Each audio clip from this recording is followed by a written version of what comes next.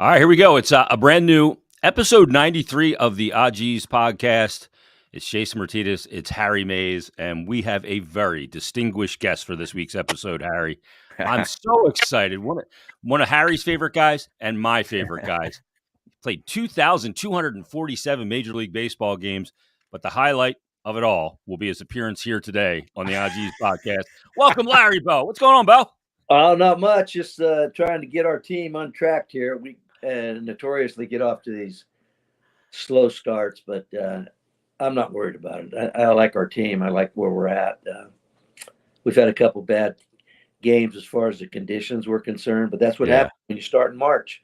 Oh, it's awful. We start so early, but it's awful. Yeah. And I one thing I've learned, just watching baseball for all these years is you just don't get too wrapped up in what happens early in the season, positive or negative. Like these teams that start out great guns and winning, the first 8-10 games, a lot of times they're back in the pack come June. I know it's a long haul, man. It's not a sprint, and sometimes it takes a team a good month to get their bullpen lined up of how they want to use guys. The rotation right now seems really good for us. The bottom line with us, when we hit home runs, we win. We got to get away from that. We got to be able to win games without having to hit the ball out of the ballpark. So, like I said, 2-4. Last year we were 1-5, so we're better this year than we were last year. But it's going to be a 2-team race in our division. There's no doubt about that. Yeah, it's not even hitting season yet. I mean, no. It's freezing out. But would you rather them start later, lessen the game, start later and end a little earlier, have the World Series a little earlier to avoid any weather in the fall as well? I definitely would. 162 games. I mean, that's a lot of games. And I understand that the owners, they need that revenue, put people in the seats and everything. But play 150 games or something like that, start a little later, end a little sooner, I think would be great. How about those poor folks that sit through that rain delay the other night down there, man? I'll tell you, they're better people than me because, first of all, I wouldn't have gone. I would have sold my tickets if I could have. But they go down there and they sit through that stuff. I mean, more power to them. And the other thing, Harry, is if you looked at the radar, I have no idea what the thought process was there. This green was backed up for so long all the way down to Washington, and I don't know. I'm with you. I'd have just stayed home and turned the rain check in. And as it turned out, it was terrible, not only for the fans. We had a bad game, too. So all the way around, everybody lost that day. There's no question about that. You wait to see a bad thing happen through that, and you're wet and cold at that point. Hey, but let me ask you about the pitch clock and, about limiting the shift and what it's done for the game. First of all, from a player perspective, I want to get your answer, what you would have thought of it. And then as a manager, what did you think of it? I love the pitch clock. Back when we played, they got it and threw it. There was no wait for the walk-up songs and all that stuff. They made it out. The ball got back to the pitcher. They got on the mound, and he threw it. I like that part of it. There's other things I don't like, the rule changes. I'm not a big fan of not being able to break up a double play or break up the play at the plate. Yeah. But again, it's for safety reasons, and I get it. The owners and the general manager want their product on the field, not on the IL. I don't like a man on second in the 10th inning. Let's play this thing out. I mean, that's hokey to me. The mark of a good team is to be able to overcome a 17-inning game on Monday and get through the rest of the week because you used your relievers. I mean, that's part of the strategy. That's part of the long distance run that you're in here when you start in April and then in October. And hey, if you have two 17-inning games, so be it. You got to find a way to get through that. But the fact that the game has changed so much now, relievers only throw an inning. They don't want extra inning games because you're going to wear out your pitching staff. Starters go 5 or 6 innings. We're very fortunate with our rotation with Wheeler, Nola, and I'm throwing in Ranger because I thought he had an unbelievable spring training. I like him. You got 3 starters that can go deep into the game once we get rolling here. Yeah. That's going to take a lot of load off your bullpen. A lot of these teams are going for 9 to 12 outs right out of the gate in out of spring training. By July or August, those bullpens are going to be worn out. Yeah. Arms will be dead. How about this Zach Wheeler, man? He's already in mid-season form already. You know what, here? When I first saw him this spring, we were talking, and I said, I have never seen you get lit up on the mound. I've seen you give up 2 or 3 runs. And then he looked at me, he says, well, you didn't see that game in Williamsport last year. And that brought back to my attention. Remember that game? I think it was against, who was it against? Baltimore. So he gave up 5 runs in the first inning in Williamsport. That might have been the only game I've seen him really get lit up. But this guy, he's on top of his game.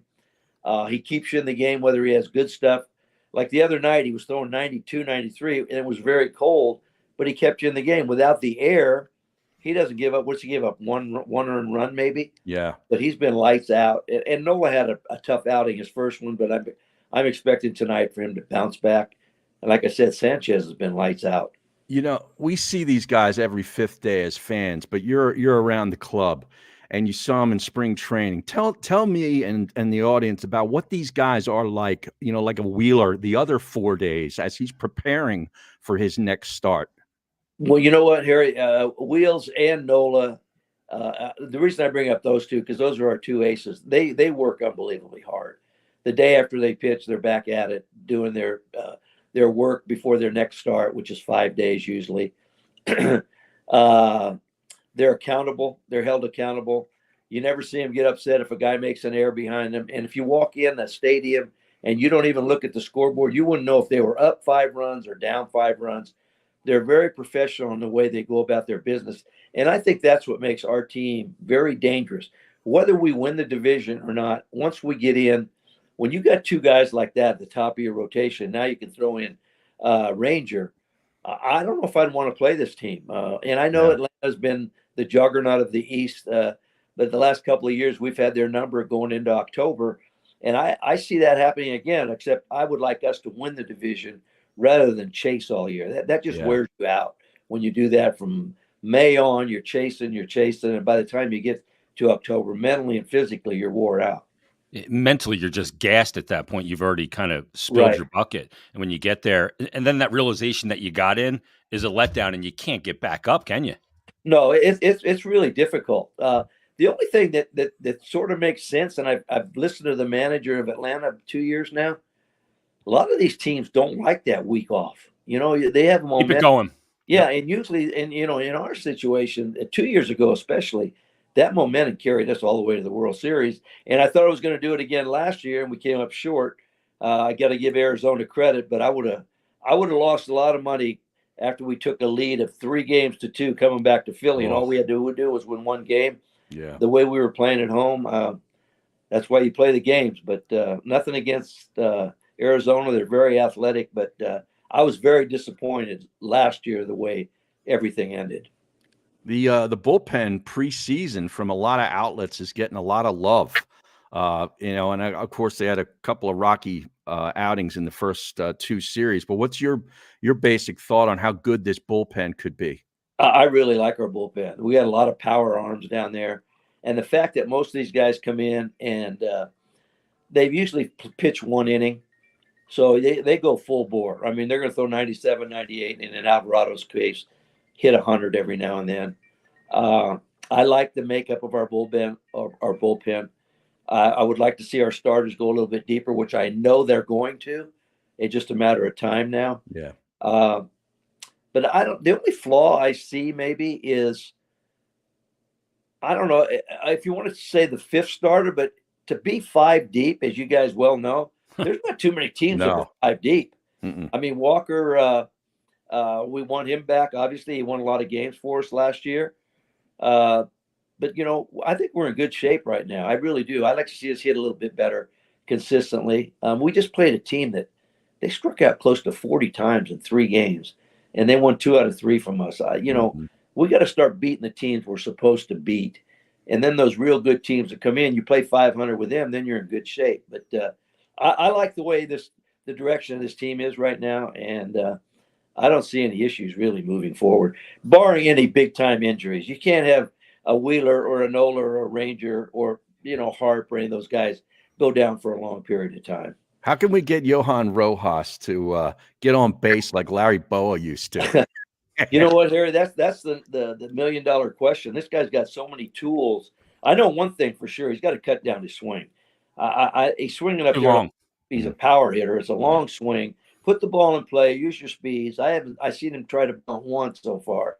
Mhm. They're going to be patient with him, but that only goes so far. The runs he saves in the outfield is unbelievable. I Right. compare him to when I played with Gary Maddox. That's how much ground he covers That up. range, huh? He's got great range, got a good arm. He can run. We got to get him to hit 245, 255. And then when he does that, he's going to be a big plus for us. But I'm very pleased the way Schwarb looks right now. He came into spring training. I think he lost about 50. Yeah, he looks in shape. pounds. Yeah. Yeah. And we were talking about it at spring training. He said, I needed to do that for my knees. And the fact that he's getting a lot of hits the other way right now, that's a good sign, because usually in April he gets in that pull mode. But I like his approach right now, and hitting the ball the other way, and he still gets his home runs. Yeah, spray it around a little bit. But let me ask you about kind of the rite of passage to every season. Spring training, you've been going down to Clearwater forever.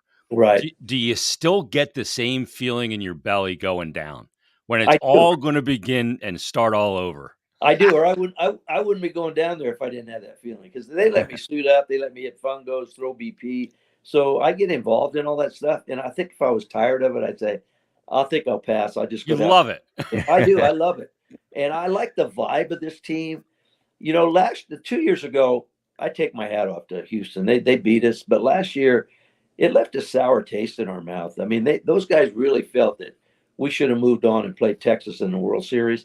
So I really believe that they're carrying a chip on their shoulder this year, and they know the job's unfinished. It reminds me of our team in the mid-'70s. We kept winning and coming up short. We kept playing the Big Red Machine, the Dodgers, real good teams. But whether it be an umpire's call, a certain pitch, an error guy made, we came up short. I think we're getting to that part of our philosophy with this team. We got to get this done now, because the window, it's still open. But after a while, it starts to shut a little bit. We got a bunch of guys in their 30s, which is not old, but baseball-wise, it's getting up there. The time is now. Yes, there's no doubt. If we don't get to the World Series this year, I'd be very disappointed, barring any serious injuries. I would be very disappointed. How much do you know and can tell us about what they have in the minor league system? Like, what's it look like down there? We have a good minor league system. We have some guys down there that the number one pick last year, Aiden Miller, looks really, really good. We got a Latin kid that's 17 years old, a middle infielder. We got two outfielders down there. I think the area we're a little short might be pitching, but Abel's really come on. Mm-hmm. Painter, hey, this guy was the real deal. Hopefully this Tommy John fixes what the problem was, because he was lights out. You could put him right up there stuff-wise with Wheeler and Nola.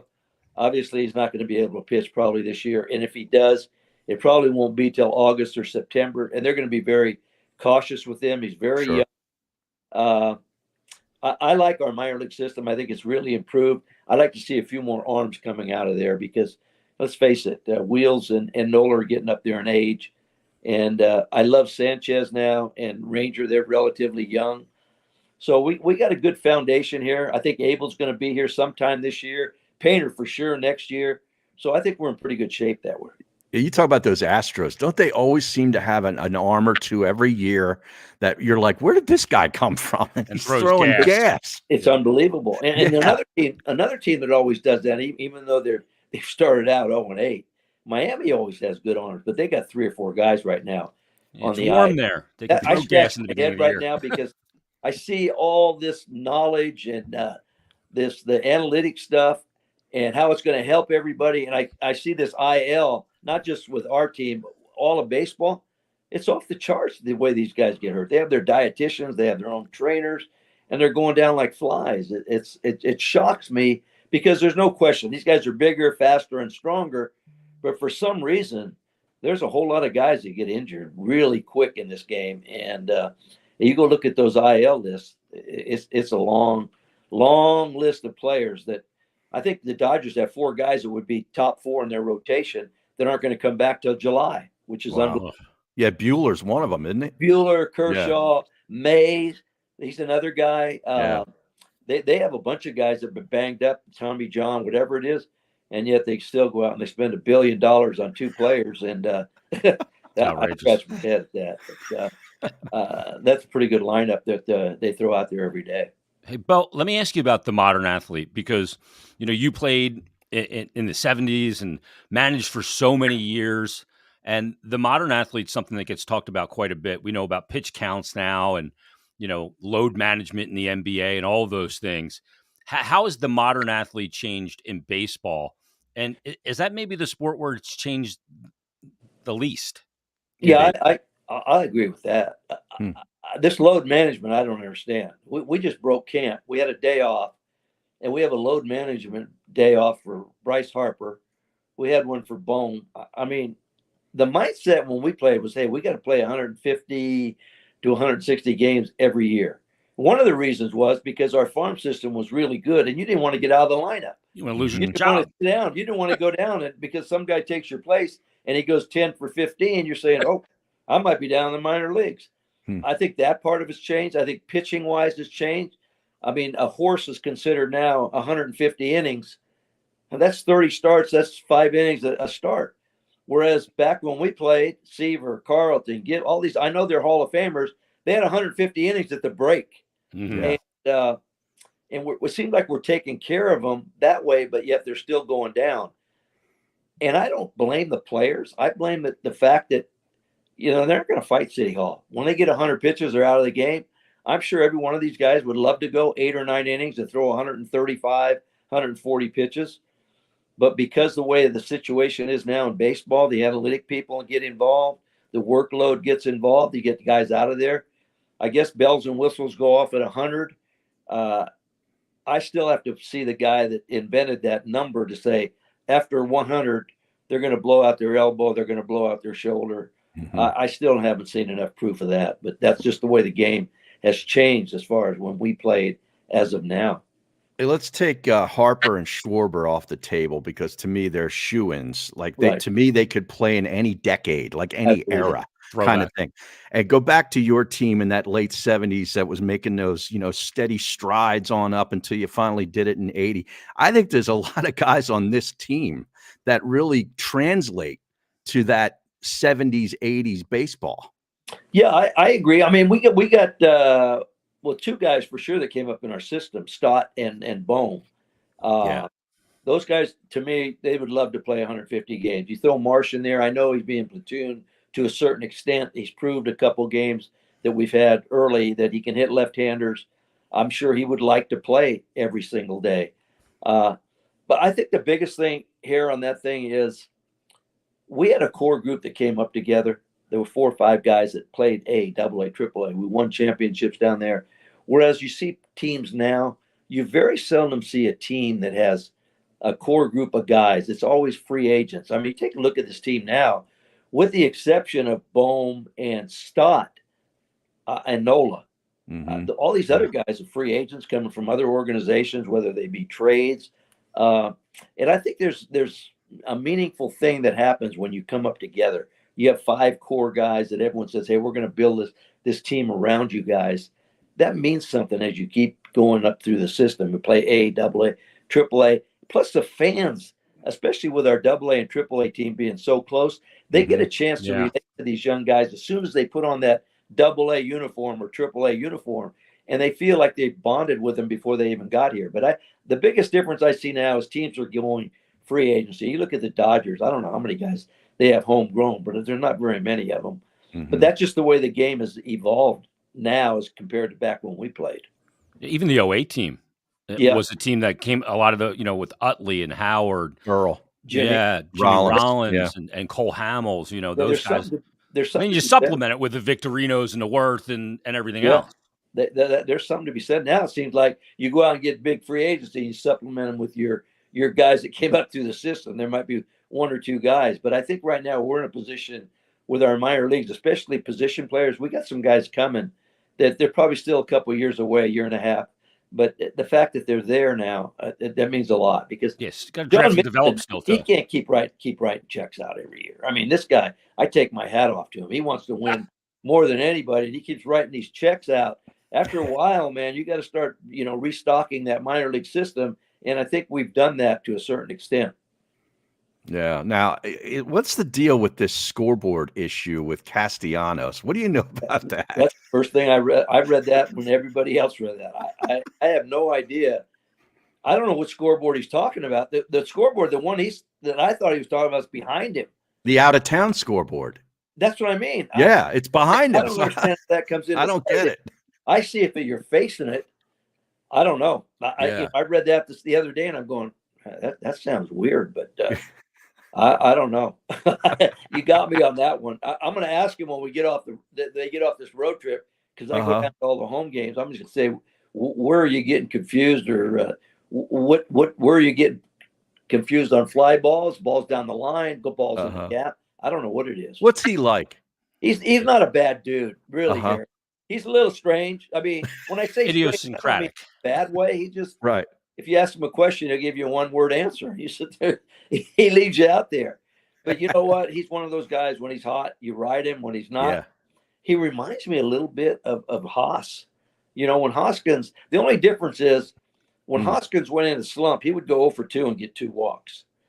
It's Cassidy, when he goes into these funks, he starts swinging at pitches that are completely out of the zone. But when he's on fire, you can ride him for a couple of weeks. A lot of low and away stuff. Yep, he chased big time, and that was our Achilles heel the last couple of games against Arizona. Not just him, top of the order all the way down. We just got impatient, swung a lot of bad pitches, and that was our downfall the last couple of games against Arizona. And speaking of Haas, he got himself in a little hot water like a week ago, pulling a little Chase Utley at second base. You know what? There was nothing wrong with that slide. No, this game has changed dramatically as far as that goes. But I know Haas don't like the Mets, and I don't think anybody in the Phillies likes the Mets. So I'm sure the whole clubhouse was glad to see that. But he had a good series against them, and you know, the Mets are known for being a little bit being a crybaby and everything. But I don't know. It turned okay. I'd certainly did not like the Mets. We know that for sure. I hated the Mets. Although most Philly guys, because back then we played them a lot. Yeah. Now you got playing everybody. You play them twice there and twice here. It used to be 3 times each there and here. So there's still a rivalry there. But the rivalry to me right now is us in Atlanta. It's not the Mets. The Mets are a little bit understaffed, I should say, or undermanned. I don't know what direction they're going in. Seems like I would think by the middle of the year, I could see them unloading a guy like Alonso if they're not going to sign. You know, depends on where they are in the standings, and with the extra wild card, depends on where they're at there. Wow, what a punch to a lineup he would be at the deadline, man. Big time. Yeah. I want to play something for you, Larry. You were a manager, and you have to keep control of that clubhouse. And you mentioned Castellanos. I think every locker room or clubhouse needs a wackadoo. You got to have a couple of those guys that are just a little different. You need dynamic in there. But the Flyers coach John Tortorella talked the other day, and he showed a really vulnerable side to himself, and talking about the job he's doing as his team's leaking oil coming down the stretch. So I want to play this for you and get your thoughts on what he had to say. So here you go. Here's John Tortorella. Let me hit play. Where's the play button, for goodness sake? Hold on. I got to hit it over here. This is not a well-oiled machine. No, it is not. This comes down to, right? It always comes, they're going to quit on him. It follows me around. And so be it. If a player is going to quit on me, or players are going to quit on me because I'm trying to make them better people and better athletes, you got the wrong damn coach here, and you got the wrong damn people here. So I'm not sure what goes on. My job is I am going to push athletes, and I try to stay away from I have other things on my mind that I don't give you. I was in control the other night. What I said I meant. And quite honestly, when I watch the tape now, I'm more concerned than just the second period, because I'm so proud of the team getting here. And I guess now the narrative out there is, because I've heard from other people that they're young, they're not supposed to be here. Bullshit. We're here. We're here. Face it. And let's be better. And I don't think we're ready to be better. And that's my problem with us right now. And it is my job. I have not done a good enough job to get them over the hump after playing those 7 games. And then each game, as it goes down, we have 6 left. I haven't done a good enough job to make them understand we have to be different now. We have to be at a different level. That's my frustration with me, and that's my frustration with the team. And if people can't handle it, so be it. There he is. That's Be great. it. That is awesome. Bo, I saw you nodding your head. I You are love cut from the same cloth. I love what he said. I mean, and you know, I don't want to say it's the same thing, but when I took over this team, the 4 years from 2001, I was coming into an organization that lost 100 games, and Terry Francona, who I think is a great man, he's going to be in the Hall of Fame, had a bad team. Let's face it, it was just a bad team. I don't care how good a coach or manager you are. If you have a bad team, you're not going to win. So when I came in here, I had to change the culture, and we were almost the same thing there. Everyone says, oh, they're the last place team. They're this, they're that. Every year we played over 500. But what happens is the players, they say, oh, mentally they're saying, oh, we've already reached our goal. We've had a great year. And I think that's the point he's trying to make here. Yeah. I think players got to understand. The players today, like I said, they're bigger, faster, stronger, but they're very it's tough to get on them because, like he said, hey, this thing's following me around wherever I go. I'm too tough on them. You're going to lose the clubhouse. It sort of reminded me of when I took over there. And I agree with him. If you're going to lose the clubhouse because you want them to get better, you don't want them in this city, especially this city. Wrong guy. Right. Yep. Wrong guy. And like he said, and if they think they have the right players, then I'm the wrong coach. And I think he made a good point there. I think he's taking a little bit too much heat saying, I got to get him better. He's got him this far. Now, players got to understand that when a coach, a manager, whatever, gets on you, he's not doing it for him. He's trying to make you better. And I think players say, the word I'm trying to use, maybe they're a little bit more sensitive with all the social media out there. They read this stuff and they say, oh, he's burying me. He's getting on me. I don't think that's the case. I think he's trying to make them and push them to another level. And with these last 6 games here, he's telling them how important they are. And if we got to get to the promised land, I'm going to keep pushing and pushing. And you can only push so far. After a while, the players got to say, hey, I get what he's trying to do. But, you know, I think this thing about his reputation, it's like baseball. It takes one day to get a reputation. It takes 40 years to get rid of it. Yeah. And I think that's where he's at this stage of his career. Yeah. What's the primary thing, like when you're trying to, we hear that change the culture, you know, like what is, when you go into a situation like that, like what's the first thing you do? I think the first thing you got to do is let them know that winning's very important. It doesn't matter if you lose 2-1, you played a good game. I'd rather win 6-5 and make 10 errors and win. I would really I want to win every time I put the uniform on. This stuff about, oh, we played hard. You know, I get that. You have to compliment them when they play hard. But the bottom line is you got to move that column on the left a lot more than you move that column on the right. And getting a winning attitude has a lot to do with how you conduct yourself, how your coaches, but it also means how the general manager gets the players that you want Right. to handle this thing. This city's a tough city. It's New York, Philadelphia, Boston, that East Coast. You better find out the mental toughness of these guys before you sign them. They can have all the ability in the world, but if they're not mentally tough, they're going to have trouble handling this East Coast mentality of the crowd here in Philly, New York, and Boston. So changing the culture is a combination of things, getting the right players, getting the right coaching staff, sending the right message, letting them know this isn't acceptable coming in last place every year in Philadelphia. So you got to keep pushing that envelope. And you're going to, most of the time, you're going to get most of the guys on your bandwagon, but there's going to be 2 or 3 guys that are going to fight it. And that's what's tough when you're a manager or a coach. Those 2 or 3 guys, you got to get them out of the clubhouse because they can spread some stuff and it's not good for the organization. Yeah, those guys are an infection. I talked to Torts on Wednesday for our Hockey and Hound segment, and I asked him, I said, do you like winning more or do you hate losing? And his answer was, so he can't stand losing. Winning is fleeting. Like you win, you're happy, okay. Right. But when you lose, you carry it physically for a day or 2. You know, and as a coach, you sleep on it. You said, did I make I wonder if I'm going to hurt this guy's feeling if I don't start him because he struck out 4 times the night before. You got to take all this into consideration. And, you know, before it was the manager, coach, they did this and that's the way it was. Yeah. Now, if you do something to upset, say your superstar, well, now he'll call his agent. the agent will call the GM or the president, whoever's running, and say, Ugh. well, you got a bunch of free agents coming up, and they don't want to go there Right. because your coach is too tough on them.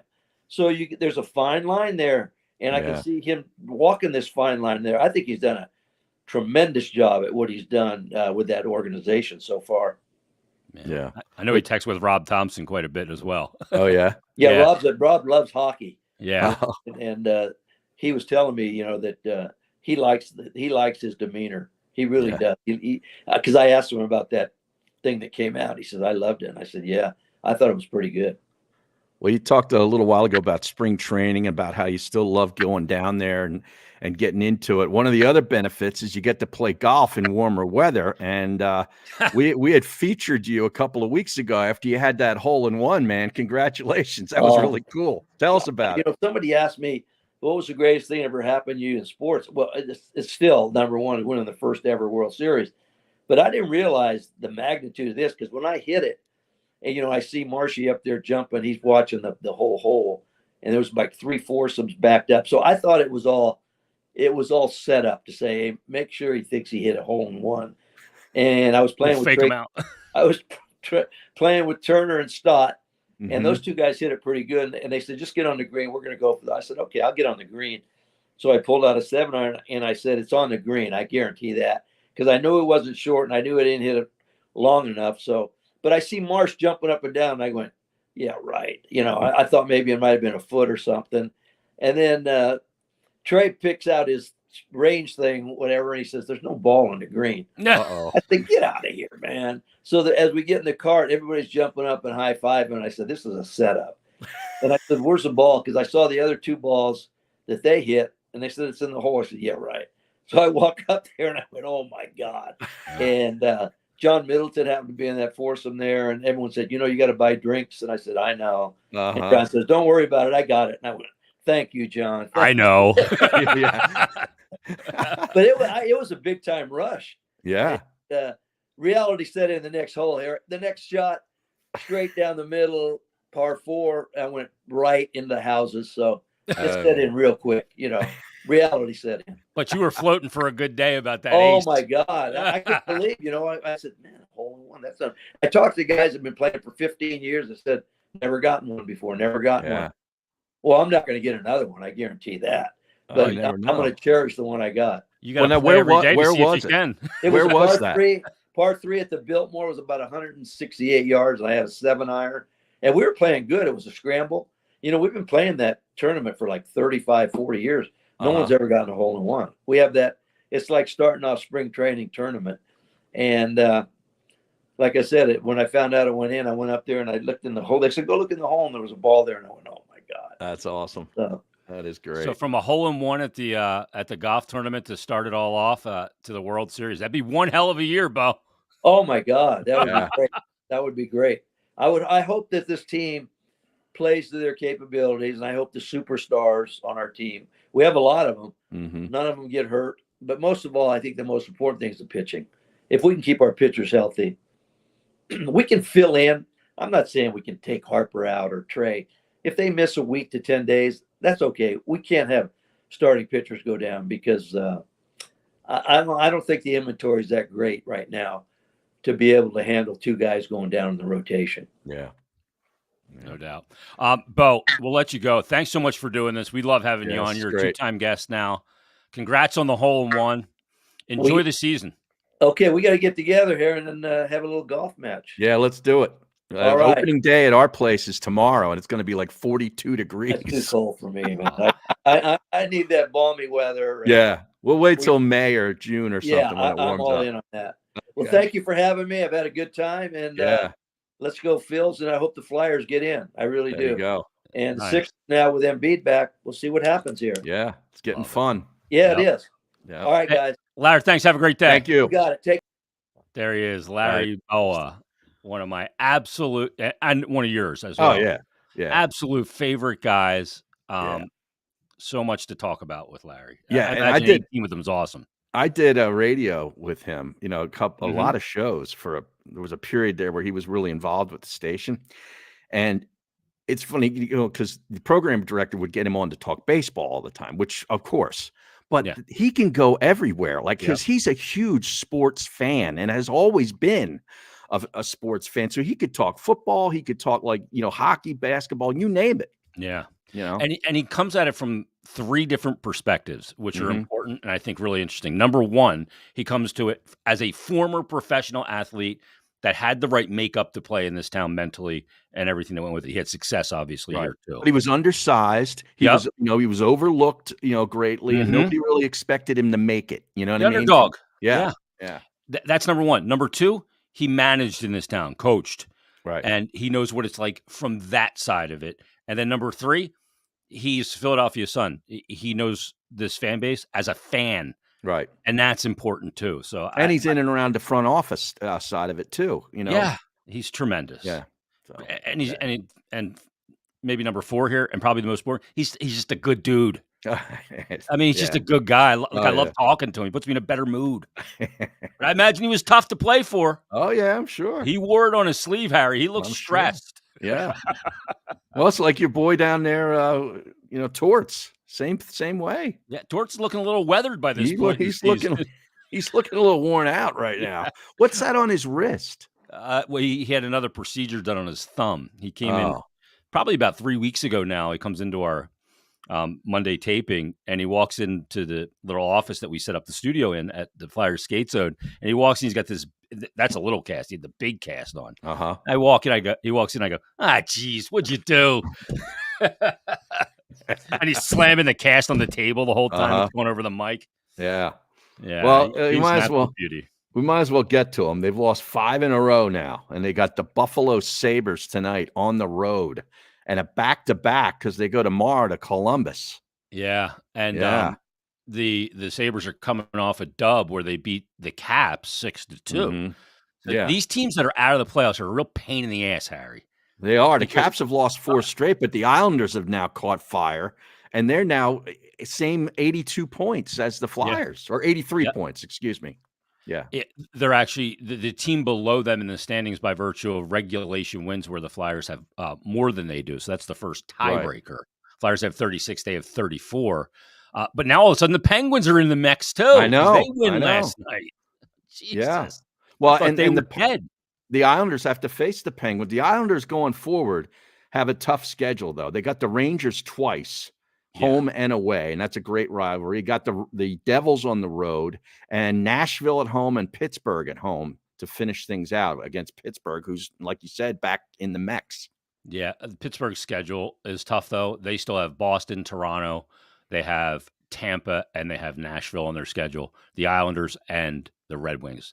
I don't think they're going to make it, but you never know with Crosby. He'll will them. Yeah. Flyers have what you would deem as inferior opponents: Columbus, Montreal, New Jersey, Buffalo, and the Caps. But they still have 4 straight road games, though, and they've lost 5 straight. So, but that's a good time to have the 4 straight. Every time this year, Harry, that they have gone through one of these spells of losing 5 out of 6 or 5 out of 7, something like that. They've gone on the road and they've answered the bell. I broke this down on Flyers Daily. They lost 5 straight games earlier this season. Then they went on the road.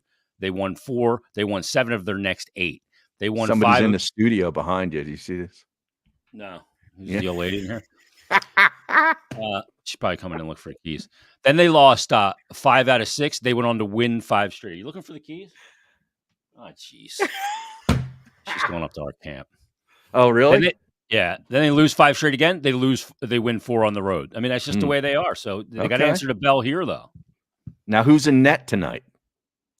It's a good question. I would not be afraid to go Fedotov.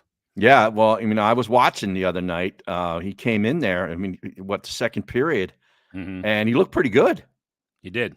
Yeah, and for a guy that just hadn't even practiced with the team yet. Yeah, he had a session with Kim Dillaball, the goalie coach. But hadn't practiced with the team. Doesn't know where on a dump in or a rim, if he knocks it down, where he's going with the puck. Doesn't know the communication calls with his D. But he's in there. He stops a rim behind the net on the PK and just turns and hums it down the ice and ices it. He's enormous. Oh my! There's not much net to shoot at.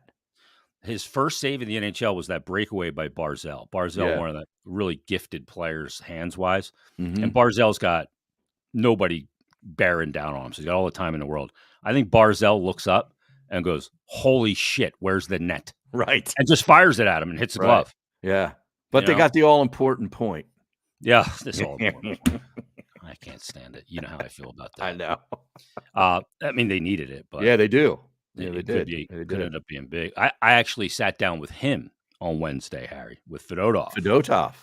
Yeah, and I demanded that he sit down Really? Yeah. because my arms are not long enough to interview him. Well, you need a standing up. picture with him, like I have one. the one you sent out of us and Embiid a couple years ago. That was pretty funny. Where I'm on the chair. Yeah, yeah.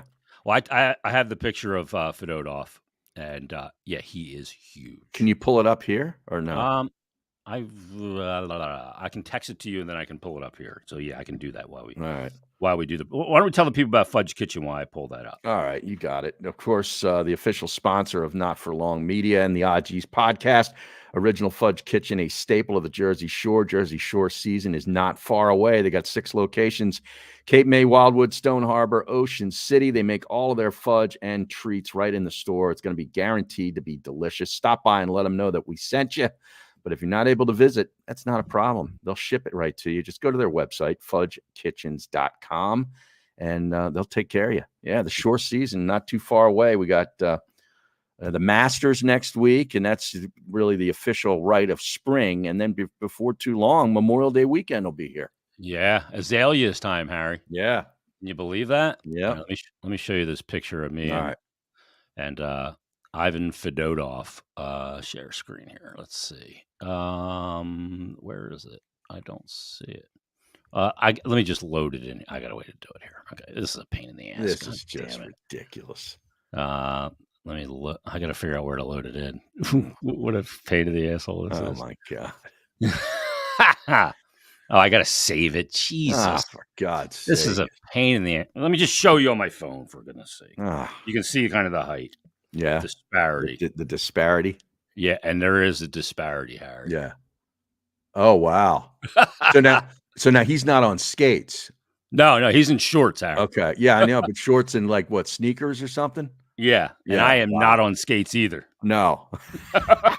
Now what I should have brought the wheels with me, Harry. I should have brought the skates. You should have. What do the skates add in the height? Like 3 inches? Probably about 2. 2? Okay. Yeah, depending on if you got the step steel blade on there or not for the Mhm. goalie. Sometimes the goalie will use something called step steel. It's a little thicker piece of steel, so you have a little bit more angle to grab an edge for a push. Okay. Yeah, I'm looking at it on my phone now, man. You're like up to his shoulder. Yeah. He's every bit 6'7", almost 6'8", and an absolute monster. Jeez. Just enormous in there. Now, how's the English?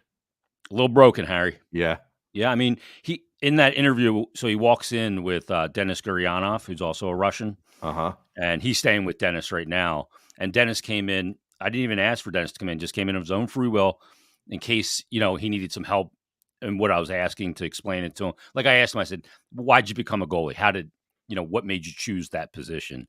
And he kind of was, and then he looked at Denis, and Denis explained it to him in Russian. Then he answered the question. Yeah. But I mean, I didn't even cut that out of the interview that I aired because I thought that's part of who he is right now. Sure. He'll figure it out. But he's big on like goalie equipment and the masks and stuff. Mm-hmm. So when we got done, I showed him a picture of the background of the home studio with all the masks. He's like, "Oh, is that a Patrick Wild man?" Like he was all into it. Uh-huh. Yeah. Wow. His story's incredible. So yeah, that's cool. Yeah. Yeah. So. Now, I don't know if you were watching last night. The Sixers got out to a huge lead, blew it, got another big lead, blew it, and then found themselves midway through the fourth period down like double digits, only to go on a 15-3 run to finish the game and win the game against Miami. Maxey was unbelievable. 37 points, 11 assists. Oubre, 18 and 8 rebounds. And Embiid, who's in his second game back, 29 points in 32 minutes, 33 minutes, something like that. Wow. And they beat the Heat. And the deal is now they have a good chance to win out because their schedule is really pretty light. They have at Memphis, at San Antonio, and a back-to-back coming up. But then they have Detroit, Orlando, and Brooklyn to finish out the year all at home. So if they win out, they're going to get the 6th seed. Yeah. Wow. which is huge. Yeah. Yeah. Because you avoid that playing. Yeah. And the matchup just is way better for you going forward. So look, it's all going to come down. Can they get out of round one, and can they put themselves in a position to win round two for the first time since 2001? Yeah. To win a second round? So. Yeah, I think so. It's since the Lakers series, right? Well, that was the finals. Yeah, I mean, that's the last time they got past the second round. Yeah. That's I think so. Oh, man, 22, 23 years I think it's been that way because I think they let me check. Let me check. 1 year after that they didn't get to a conference final after that. I'm trying to think. No, they went that year, and I don't think they ever got to a conference final again. So we'll see if they're able to do it. That ultimately, that's what's going to matter, and a big part of it's going to be Embiid, and if he can stay healthy, and what his fitness is like. Yeah, that'll be the determining factor. Yeah, I don't think they ever got past the second round after that.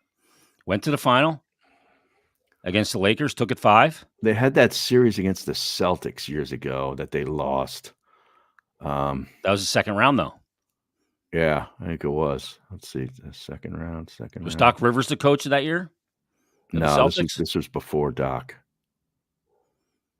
Second round. Was Chris Ford the coach of the Celtics then, Harry? No. Second round in 2011, 2012, they lost to the Celtics. That's the year I'm thinking of. That's Danny Ainge coaching that team, I think so. And the year before that, they lost to the Heat in the first series. Yeah, you're right. Yeah, that year against the Celtics is when they had Ray Allen and Garnett. They had a good. Did the Celtics win the NBA title that year? They won. Yeah, because Rondo was on that team. Yeah, and he just retired, and he had 2 championships. Yeah, I think that's that team. I think Mr. he got NBA one. Strikes again, Harry. I think he got one with somebody else too. They tell me to stick to hoops. Yeah, stick to hoops. Couple things for you, real quick. Yeah, go ahead. On this date, Harry, you know what April 5th was in 1994? 1994. 30 years ago today. 30 years ago today. Yes, Kurt Cobain. Correct. Died. Yeah, this is the day that they determined he died. They filed him a couple of days later, I think on the 8th or 9th of April in the greenhouse at his Aberdeen, Washington home. Mm-hmm. 30 years ago. Wow. He lived to 27. How does that age us? Yeah, in a big time way. I remember I was in a guitar shop at Penn State. Yeah. In the music store, picking up some strings or something, and heard it on the radio. The DJ announced it. A guy that I ended up working for, Jonas Hunter, announced the death of Kurt Cobain. A lot of people think it was suicide. It was murder, but I digress. That's a whole nother episode. But anyway, 30 years ago, we lost Kurt Cobain. Unbelievable. Jeez. Pretty crazy. That is crazy. Well, now, were you a Nirvana guy, Harry? Not really. I mean, I liked some of their songs, but I wasn't one of these like crazy devotees.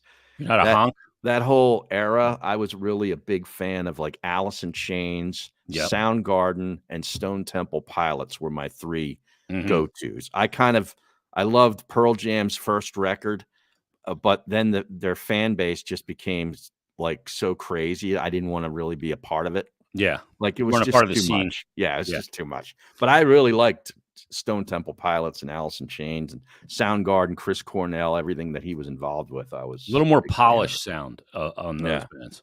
Yeah, Temple of the Dog too was probably my first experience with all of that.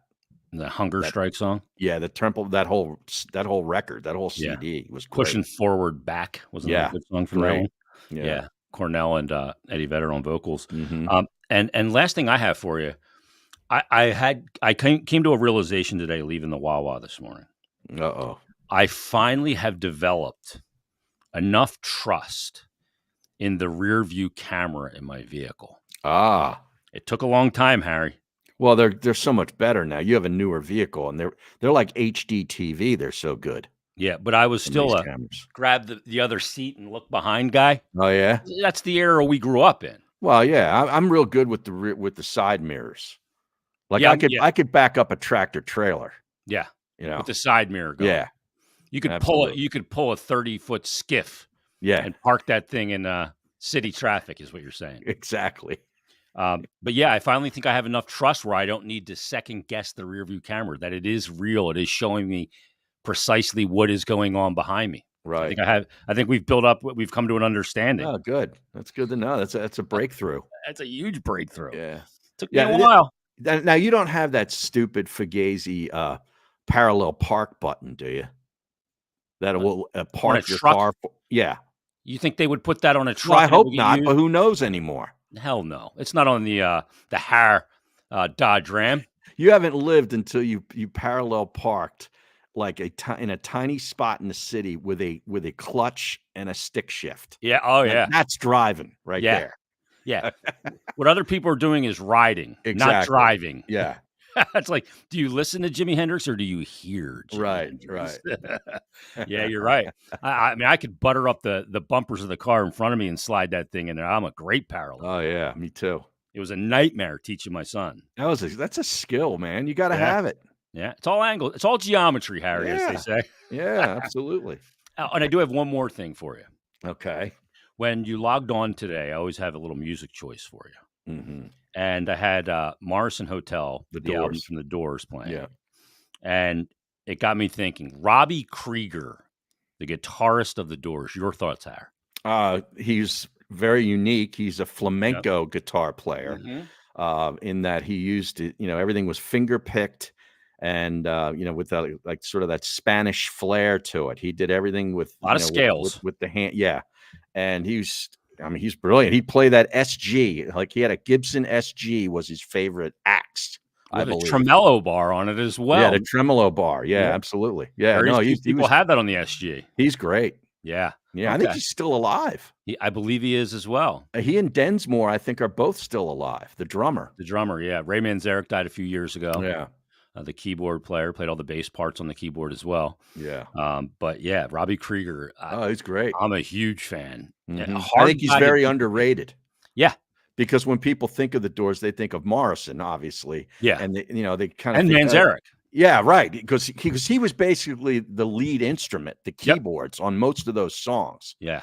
So, Krieger and Densmore were sort of in the background, but he's phenomenal. Yeah, as much as a guitar player can be part of the back line, like a drummer, he was playing like very few like chord progressions. It was just kind of scales. Townsend was like that too with the Agreed. Who. Yeah, because the bass and the drummer was what really stood out. Yeah, he's doing power chords and stuff, but windmills. Entwistle's doing the bass leads and stuff on an Explorer bass. Is that what it was? Yeah, he played that a Fender. Yeah, yeah. No, Gibson. Oh, is it a Gibson? Okay. Yeah, big Gibson Explorer bass, and Townsend would just run around and go nuts like a maniac. Yeah. And Pete. Yeah. So, anything else you need to get to? Well, we got WrestleMania this weekend. Oh, that's all the festivities started apparently last night with some big event that The Rock was headlining, and he was an hour and a half late. What? Yeah, he showed up 90 minutes late, and then of course, he's right into the Rock mode. Up on the stage with the microphone, and he's tremendous. He was probably the best ever at it, and he's messing with the Philly crowd about why he was late. I don't know if you saw this. He claimed, of course, that he was watching YouTube videos of Jalen Hurts and the Eagles losing the Super Bowl. Yeah. That's him being in full-blown character and getting totally great. Yeah. Do you know why The Rock was late? Yeah. Everybody's like, why? Yeah, referring to himself in third person. Oh, yeah. He's a great performer, though. Oh, yeah. Number one's listening says, Harry's a trailersman. Yeah. You are a trailersman. Absolutely. Great hockey name, Pavel. Oh, yeah. Pavel Kachadov. Lane Staley, also 22 years ago, passed away on this day. That's correct. On the same day? Yes. They found him in a Seattle apartment. I was on the air that morning at WYSP when it happened. Yeah, but he might have been dead for a while. Wasn't he like partly decomposed? But they found him later as well. And they determined that this was the day of his death. Oh, wow. April 5th, yes. Yeah, a heroin overdose, right? Correct. Shocker. Yeah, Yeah. was such a good singer. But he totally lost his marbles and lost his way. Yeah. So great info from the great listener. Well, he was always smacked out sitting in a chair singing the songs. At the Unplugged, yeah. Yeah, remember that? Yeah, he performed it unbelievably well. Yeah. But he looked like so skinny, and he was Yeah. always skinny. But I mean, just Jerry Cantrell, I love that guy. yeah, he's great. Yeah. And you didn't realize until that Unplugged just how much singing he does. I know. I know. Harmonizing and everything. So, all right, let's wrap it up there. Let's thank Larry Bowa one more time for coming on the OGs podcast. We loved having him. We'll be back next week. I guess we got to get in before Thursday because of Masters. So maybe Wednesday next week, Harry? Well, we could do a Friday or some Friday morning. Are we going to interrupt your viewing, though, of the azaleas? We could do that. Yes. Yeah, we could do a Friday thing. Yeah, look at this. Temple of the Dog. Not 3 Dog Night, Harry. Something happened at his network now. It's already defunct. Yeah, I saw Miss Robin posting on his Twitter. Yeah. What a mess. He broke ground on the Casa de Bruno. Yeah. There on the water too. When he builds that, we got to go down there and do a show from his back deck on the water. Oh God! See the crab traps there, huh? Oh man, what we got to go down there. That is worthy of a road trip. We got to take the OG's pod on the road. Yeah, that would be a good spot. Little road show. I got a lot of people down there in that area. Yeah. We'll find some bar. We'll go down to Key West as well. Do the show from one of the Colin's bars. got all the people down there. Yeah, Colin's plugged in down there. Yeah, so we're gonna make that happen. All right. We'll see if we can get it through the budget. Yeah, right. The show. Okay. All right, everybody. Have a great day. We'll talk to you next time. Episode 94 next week, Masters Week on the OGs podcast.